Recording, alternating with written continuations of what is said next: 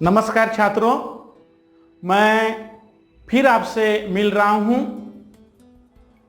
मुख्याध्यापक संघ कोल्हापुर जिला मुख्याध्यापक संघ की ओर से ऑनलाइन एजुकेशन द्वारा मेरा विषय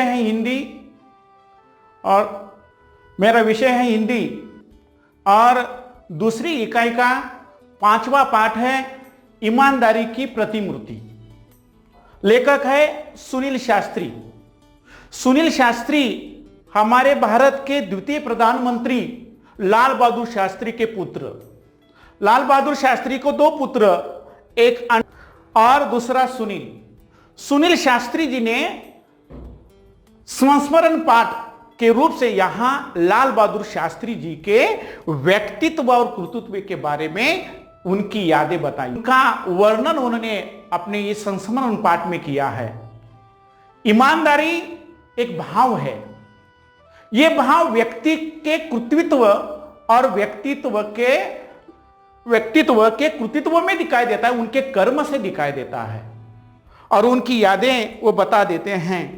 तो सुनील शास्त्री जी जो लेखक हैं वो एक राजनेता, लेखक, कवि, संगीत में रुचि रखने वाले और साथ ही साथ सामाजिक कार्य में लगाव रखने वाले ये लेखक हैं।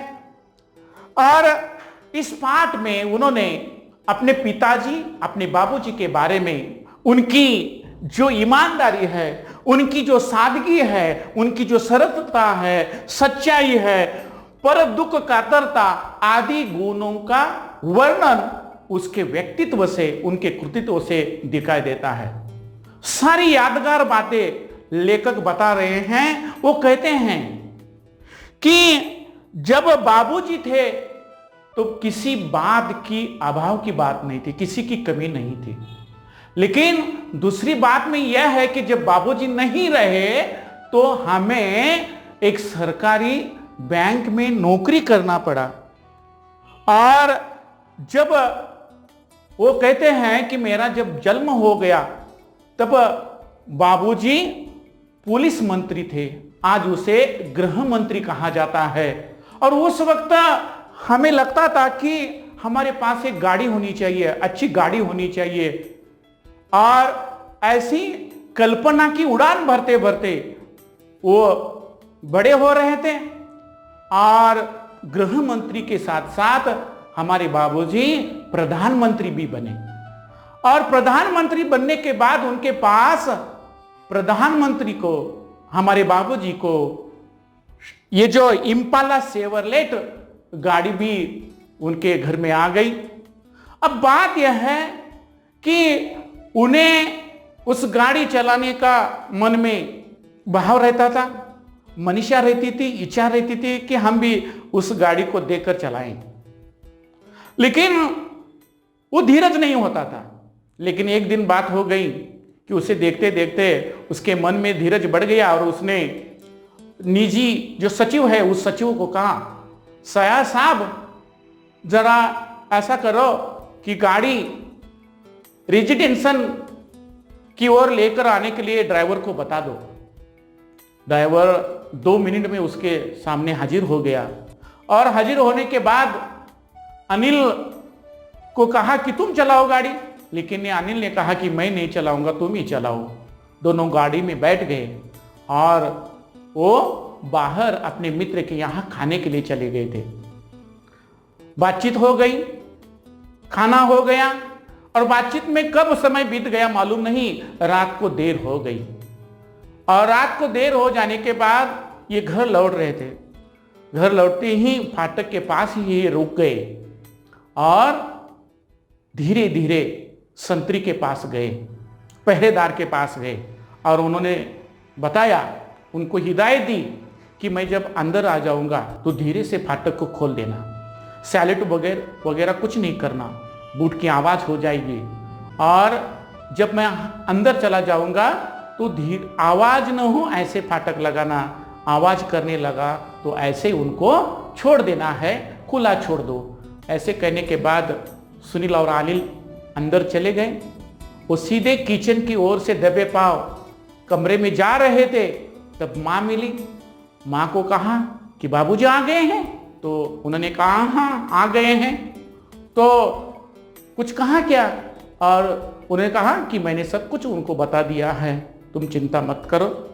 अब उन्होंने उसी वक्त बता दिया था लेखक ने कि अब रात हो गई है, मैं सुबह जल्दी नहीं उठूंगा, थोड़ा समय सोता रहूंगा और किसी को वहाँ मत भेजना, ऐसा कहा था। और दोनों ये सोने के लिए कमरे में चले गए।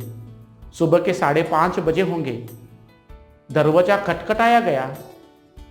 सुनील ने सोते ही उन्होंने कहा कि रात को मैं देर से आया हूं, मैं सोना चाहता हूं, इतना ही कहा। फिर दरवाजा को दस्तक दिया गया। अब ये ऐसा मूड नहीं था उसको उठने का, लेकिन फिर भी वो दरवाजा खोलने के लिए चला गया। उसने दरवाजा खोला, देखते कि वहां बाबूजी खड़े थे। बाबूजी को देखकर ही उसे बहुत वो घबरा गया और उसने बाबूजी से कहा कि बेध्यानी में मैंने ये बात कही। ठीक है, बाबूजी ने कहा ठीक है, तो अभी तुम उठे हो ना, तो चलो हम एक साथ चाय पीते हैं। तो बाबूजी चले गए। सुनील जी ने जल्दी ही हाथ मुंह धो लिया और चाय के टेबल के पास पहुंच गया। अब चाय के टेबल के पास चाय पीते पीते बाबूजी ने पहला प्रश्न किया कि माँ ने तो कहा था कि आ गए हैं, लेकिन अभी तुमने कहा कि तुम रात देर से आए हो, कहाँ चले गए थे? अब उत्तर बताना चाहिए था। उन्होंने कहा कि हम बाहर खाना खाने के लिए मित्र के यहां गए थे। तो बाबूजी ने फिर कहा, मैंने तो देखा था कि जब मैं आया तब हमारी फियाट गाड़ी गेट के सामने ही खड़ी थी, तुम गए कैसे? अब बात आ गई कि अब उनको बताना पड़ा कि हम इम्पाला सेवरलेट लेकर चले गए थे। उन्होंने उनको बता दिया कि हम इम्पाला सेवरलेट गाड़ी लेकर चले गए थे। तो बाबूजी ने कहा हाँ कि तुम्हें ऐसी ऊंची गाड़ी चलाने की बात कही है। तो उस वक्त उनको लगा कि अनुमति नहीं ली, इसलिए ऐसे बाबूजी ने कहा होगा। लेकिन बाबूजी ने फिर कहा कि तुम ऐसा करो सुनील, ड्राइवर को थोड़ा बुला के ले आओ। ड्राइवर को बुलाने के लिए सुनील चला गया। थोड़ी देर में ड्राइवर आ गया। ड्राइवर को उसने प्रश्न किया, क्या तुम्हारे पास लॉगबुक है? ड्राइवर ने कहा हाँ। तुम उसमें लिखते हो, मतलब ये जो गाड़ी चलाते हो तो उसमें लिखते हो क्या? हाँ लिखते हैं। तो कल कितना गाड़ी चलाई गई? तो ड्राइवर ने कहा कि 14 किलोमीटर चलाई गई। तो ऐसा करो, तुम उसमें लिख दो 14 किलोमीटर निजी उपयोग किया गया है, ऐसा लिखो वहां। और फिर सुनील को उसने कहा कि सुनील तुम मां को फिर बुला के लेके आओ। सुनील फिर मां को बुलाने के लिए चला गया। मां आ गई और मां आने के बाद मां को उन्होंने प्रश्न बता दिया कि ऐसा करो, हमारे जो सचिव है ना साहा साहब, उनको 6 किलोमीटर हिसाब से उनको 14 किलोमीटर का जो भी हिसाब बनता है उनको ये पैसे दे दो। तब उनको मालूम हो गया कि आपने जो काम किया है, हमने जो काम किया है वो ठीक नहीं है। और यही जो ईमानदारी का सबूत, एक ईमानदारी की मिसाल यहां हमको मिल गई है। अब सुनील शास्त्री जी कहते हैं कि जीवन में ऐसे बहुत समय आ जाता है, ऐसे मौके आ जाते हैं, यहां हम ईमानदारी से काम करना चाहिए। और इसी बात को लेकर आज राजनीति में सुनील जी काम करते हैं। ऐसे वक्त उन्हें अपने बाबूजी की याद आती है और ऐसी बात है कि समय का मतलब किसी भी बात का दुरुपयोग करने की उन्हें हिम्मत नहीं होती। हो जाता है कि आज उनके बच्चे कहते हैं कि हमको स्कूल में साइकिल से भेज देते हो, जब बारिश गिरने लगती है तो हमें रिक्शा से भेज देते हो। अन्य जो छात्र है, हमारे जो मित्र है, वो सरकारी गाड़ी से यहां आ जाते हैं, लेकिन हम ऐसे नहीं आ जाते। लेकिन सुनील शास्त्री जी मन में कहते हैं कि दिल चिलकर तो हम आपको बता नहीं सकते, समझा नहीं सकते हैं। और इसी बात को लेकर कि वो कहते हैं कि नींव हमारी जो बनी है इतनी पक्की बनी है कि किसी भी तूफान में आज हम इसी झंझावात में हम ऐसे खड़े रह सकते हैं। ये बाबूजी की कमाल है, बाबूजी का व्यक्तित्व है।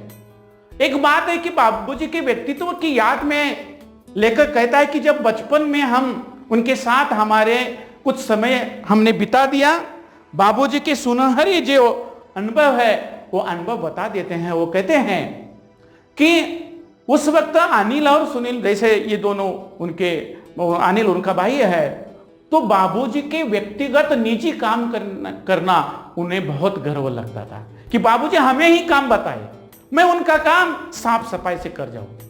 तो एक दिन सुनील को बाबूजी ने, लाल बहादुर शास्त्री जी ने उनको बता दिया कि कमरा थोड़ा बेतरब हो गया है और अस्त व्यस्त अलमारी पड़ी हुई है, उसमें ऐसी चीजें पड़ी हुई है, तुम क्या करो, उनको ठीक करो। सुनील ने स्कूल के आने के बाद उसने सारी साफ सफाई कर दी, अलमारी ठीक ढंग से रखी, सारी चीजें रखी। दूसरे दिन बाबूजी ने देखा कि उसमें कुर्ते नहीं है, तो सुनील को प्रश्न किया कि यार यहां कुर्ते रखे थे, वो कहां गए? तो सुनील ने कहा कि उसमें जो कुर्ते थे कोई इधर फटा था, कोई इधर फटा था, इसलिए हमने ये कुर्ते मां को दे दिए। तो बाबूजी ने उनको प्रश्न किया, अब कौन सा महीना चल रहा है? तो मैंने बता दिया कि अक्टूबर का अंतिम सप्ताह है। तो इसके बाद कौन सा महीना आएगा? नवंबर महीना आ जाएगा।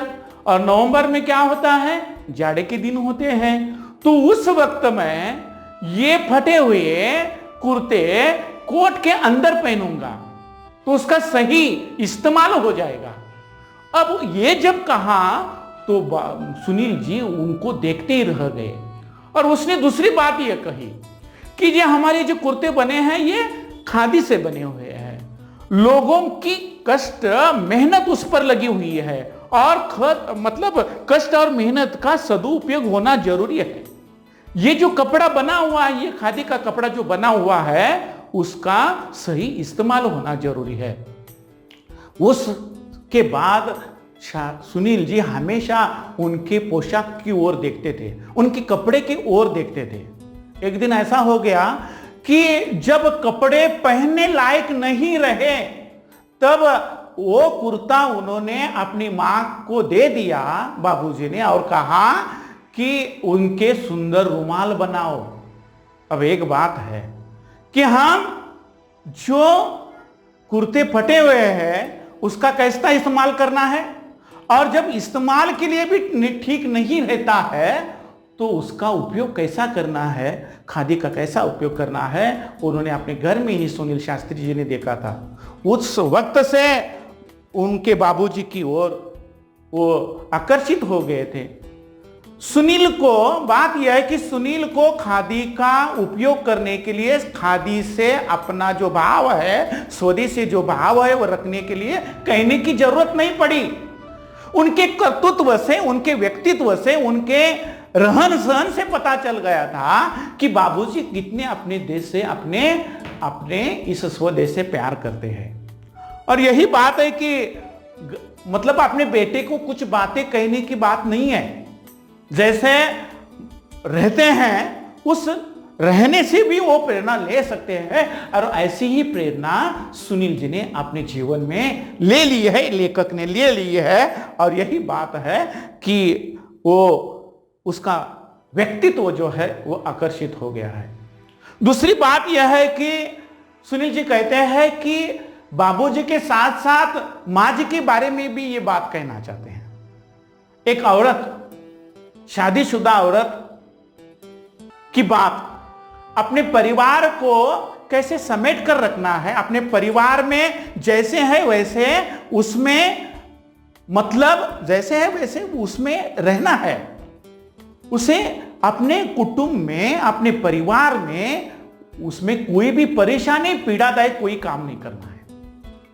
एक बात बता देते हैं कि जब उनकी मां की शादी हो गई तो ससुराल से 5 ग्राम सोना सिर पर दिया गया था। लेकिन जब ये ससुराल से मायके गई और मुंह दिखाने के लिए मायके वाले लोगों ने, सारे उनके रिश्तेदारों ने उन्हें बहुत सारे गहने उन्हें मुंह दिखाए के रूप में दिए थे। जब यह बहादुरगंज जब वापस आ गई तो तुमको उनके परिवार में उनके बड़े चाचा जी जो है वो व्यापार में उनका घाटा हो गया। अब अपने पिताजी के भाई के व्यापार में घाटा हो जाने के बाद वो जिम्मेदारी उनके पिताजी पर आ गई और पिताजी की जिम्मेदारी उन लाल बहादुर शास्त्री जी की ओर आ गई। अब उनके पास रुपए का इंतजाम करना था, तो ठीक ढंग से मां जी को बताकर उन्होंने ये रुपयों के बारे में पूछा, पैसों के बारे में पूछा और कोई चारा नहीं था, तब उन्होंने समझदारी से गहने की मांग की। थोड़े समय के लिए उनकी मां हिचकिचाई, लेकिन दूसरे क्षण में ही उन्होंने अपने सारे गहने बाबूजी के हाथ में सौंप दिए। अब बाबूजी ने ये गहने बेचकर रुपए दे दिए, बात अलग है, लेकिन बाबूजी को भी लग रहा था कि हमारे घर में हमारी पत्नी के बारे में ये जो बात है कि उन्हें पीड़ा देने का हमने काम किया है। उनके पास सिर्फ सुहाग वाले ही गहने रह गए, उसमें एक टीका था। दूसरी बात है कि उनके पास नथुनी थी और बिछिया, इतने सुहाग वाले गहने उनके पास रह गए और सारे गहने बेच डाले।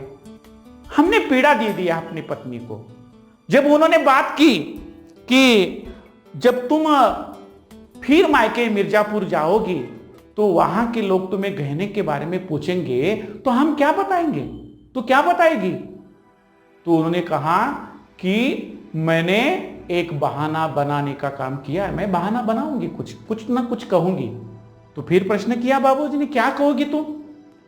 तो उन्होंने बता दिया कि गांधी जी का जो अभियान शुरू है गहने न पहनने का, ये बात उनको मैं बता दूंगी कि गांधी जी के कहने पर मैंने सारे गहने अपने संदूक में बंद करके रखे हैं, आज से मैं गहने नहीं पहनूंगी। तो बात यह है कि उनकी शंका का कोई मतलब मार्ग ही नहीं रहेगा और यही बात है कि वो नहीं पूछेंगे।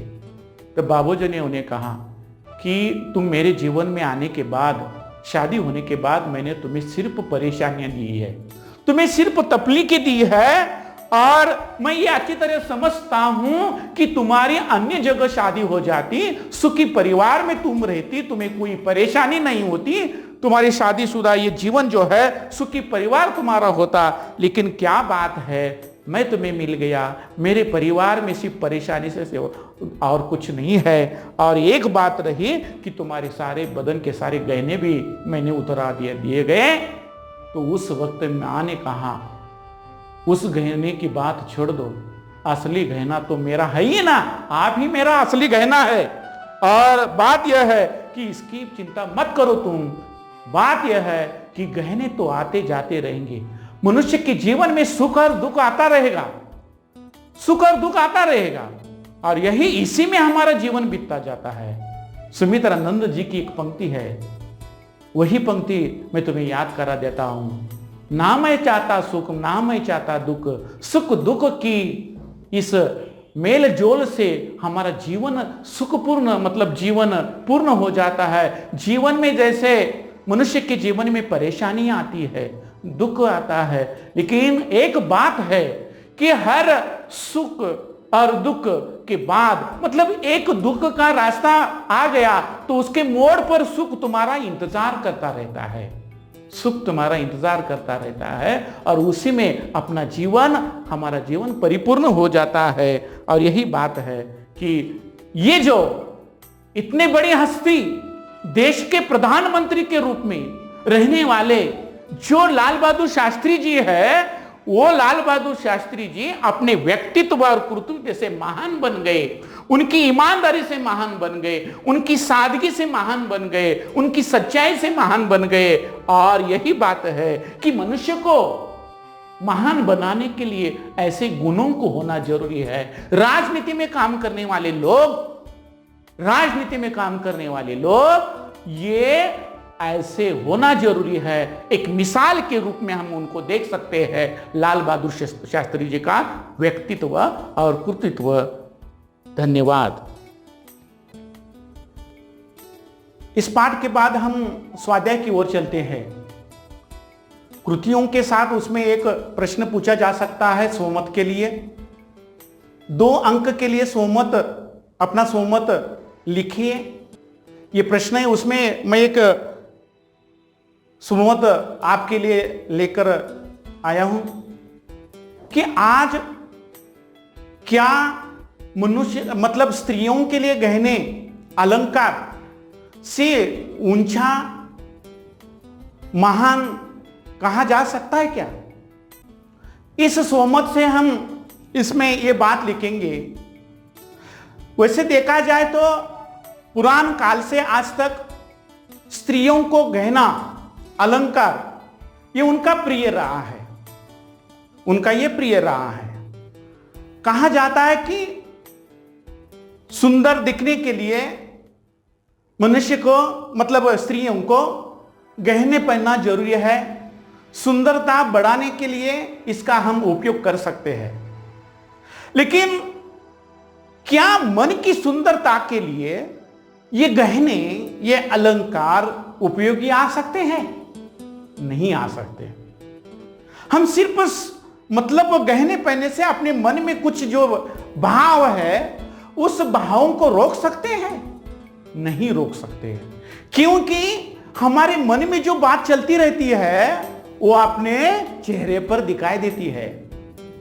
चेहरा हमारा उस भाव को चेहरे से पता चलता है। तुमने अच्छे गहने इतने पहने हैं और तुम्हारे मन में ऐसी बात है, दूसरों के लिए तुम ईर्ष्या करते हो, जलन करते हो, या तुम्हारे बात में कुछ दूसरों के प्रति नीच का भाव है, तो तुम्हारा यह गहना कुछ काम का नहीं है, क्योंकि तुम्हारा जो भाव है वो चेहरे पर उमड़ जाता है, वो आ जाता है। कितने भी तुम भाव ये सुंदरता दिखाने की कोशिश करो, लेकिन ये भाव तुम्हारे चुपता नहीं है, तुम्हारे मन का भाव चुपता नहीं है। देखें कि महान बनने के लिए अलंकार की जरूरत नहीं है, महान बनने के लिए कर्म की जरूरत है।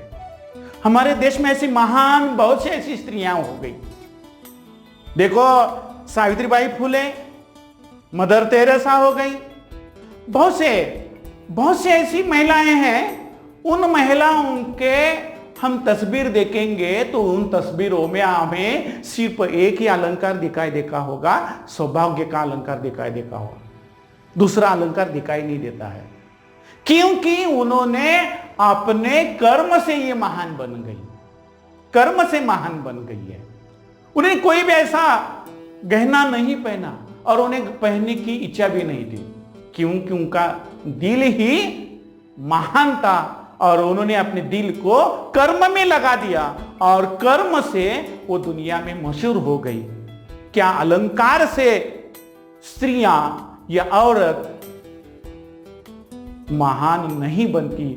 और यही बात है कि यहां लाल बहादुर शास्त्री जी की ये जो पत्नी है उन्होंने यही बात को लिया होगा और इसी बात से उन्होंने अपने घर में जो उनके घर में सारे गहने अपने बाबूजी को दे दिए। यही इस पाठ से पता चलता है कि गहने सिर्फ पहनने के लिए होते हैं, महान बनने के लिए नहीं होते। और इसी पाठ को लेकर हम ये जो गहने की बात होती है ये मैंने तुमको कही। धन्यवाद। ठीक है।